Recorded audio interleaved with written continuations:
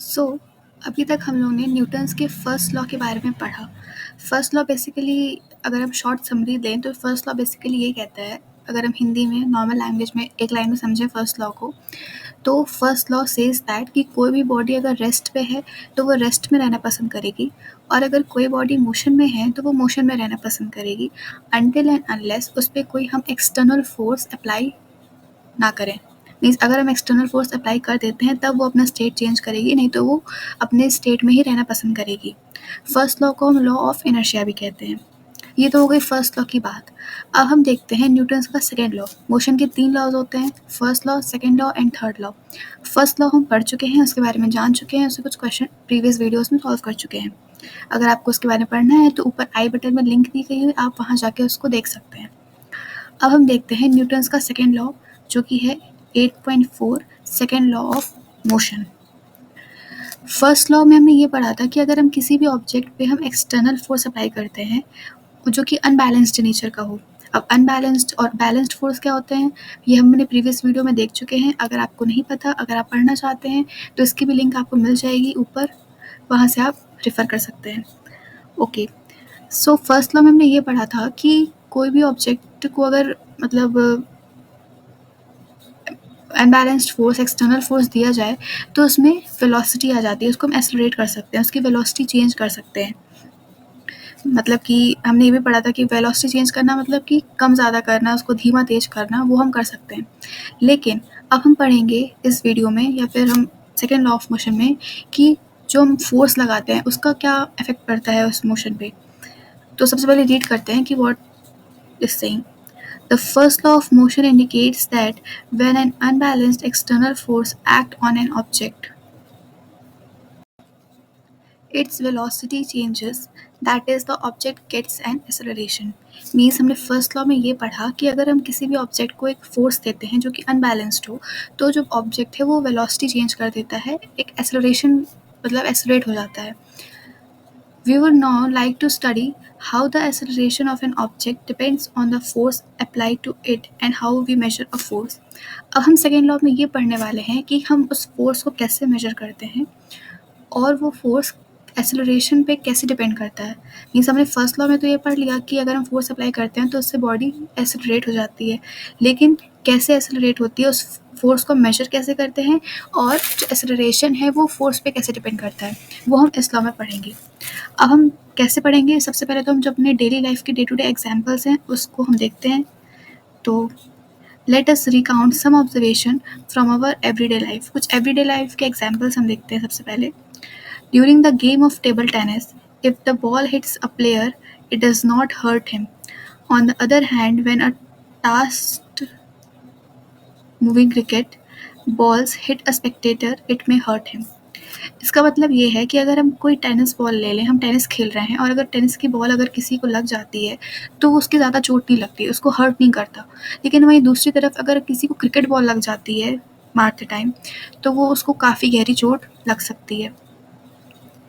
A truck at rest does not require any attention when parked along a roadside, but a moving truck, even at a speed as low as 5 meters per second, may kill a person standing in its path.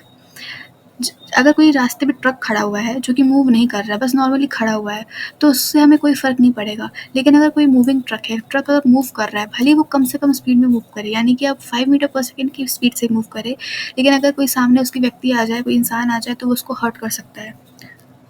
A small mass such as bullet may kill a person when fired from a gun. एक छोटी सी गोली भी अगर बंदूक से मारी जाए तो वो पर्सन को हर्ट कर सकती है। These observations suggest that the impact produced by object depends on their mass and velocity. इन सब ऑब्जर्वेशन से हमको ये देखने को मिल रहा है कि किसी भी चीज़ का जो इम्पैक्ट है, किसी भी ऑब्जेक्ट का जो इम्पैक्ट है, वो डिपेंड करता है उस ऑब्जेक्ट का मास क्या है और उस ऑब्जेक्ट की वेलोसिटी क्या है।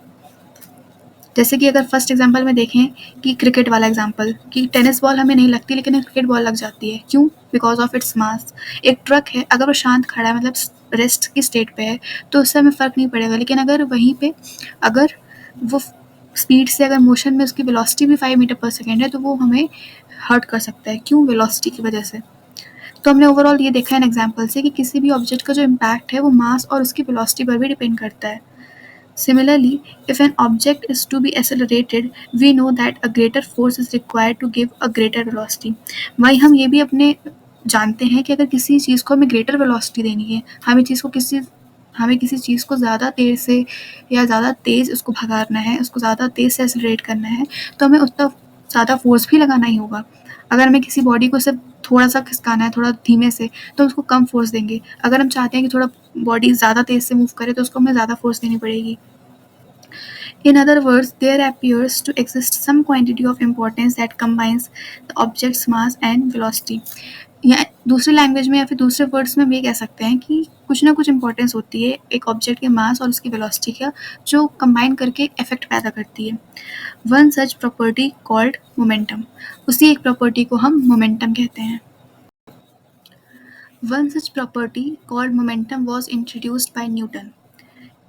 इसी प्रॉपर्टी को, जो कि रिलेट करती है किसी भी ऑब्जेक्ट के मास और उसके वेलोसिटी को, उसको हम कहते हैं मोमेंटम, जो कि इंट्रोड्यूस किया गया था बाय न्यूटन। न्यूटन ने इस मोमेंटम को इंट्रोड्यूस किया। द मोमेंटम पी, जो मोमेंटम है उसको हम पी से डिनोट करते हैं, स्मॉल पी से हम उसको डिनोट करते हैं। Of an object is defined as the, ये डेफिनेशन है। So let us read the definition first. So the definition of momentum is the momentum p of an object is defined as the product of its mass m and velocity v, that is p is equals to mv। Means जो momentum होता है वो किसी भी object का मास, उसके मास और उसकी वेलोसिटी का प्रोडक्ट होता है। किसी भी ऑब्जेक्ट का अगर हम मास ले लें और उसका वेलोसिटी ले लें और उसको प्रोडक्ट कर दें, तो वो होता है momentum.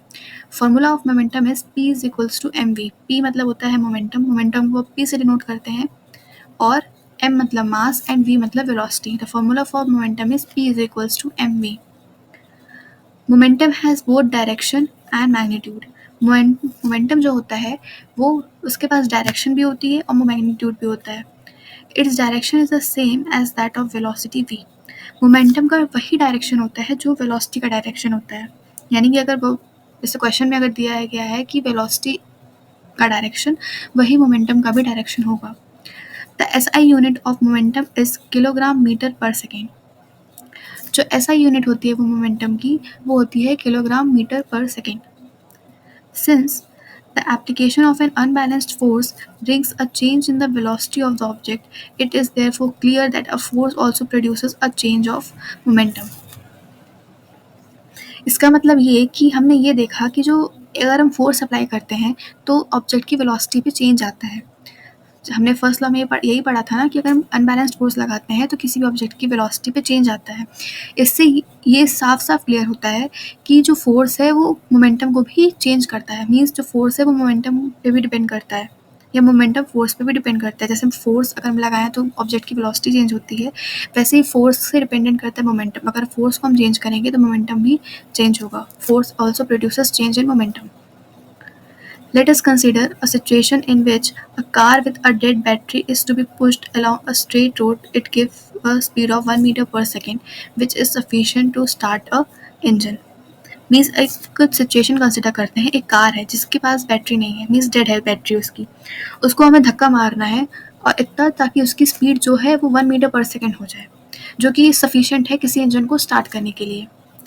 If one or two persons given a sudden push, यानी कि unbalanced force to it, it hardly starts.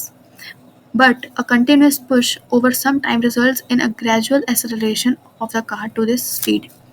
अगर एक दो व्यक्ति एक हल्का सा पुश दें या सडन पुश दें कुछ टाइम के लिए, तो बहुत ही मतलब वो होगा कि शायद ही वो गाड़ी स्टार्ट हो। लेकिन अगर हम कंटिन्यूसली धक्का देते जाएं एक पर्टिकुलर टाइम के लिए, तो हम ये देखते हैं कि अचानक से गाड़ी स्टार्ट हो जाती है और उस स्पीड से चलने लगती है।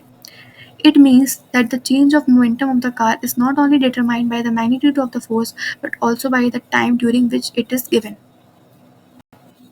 इसका मतलब ये है कि किसी भी जो चेंज, मतलब जैसे momentum of the car is not only determined by the magnitude of the force but also by the time during which the force is exerted.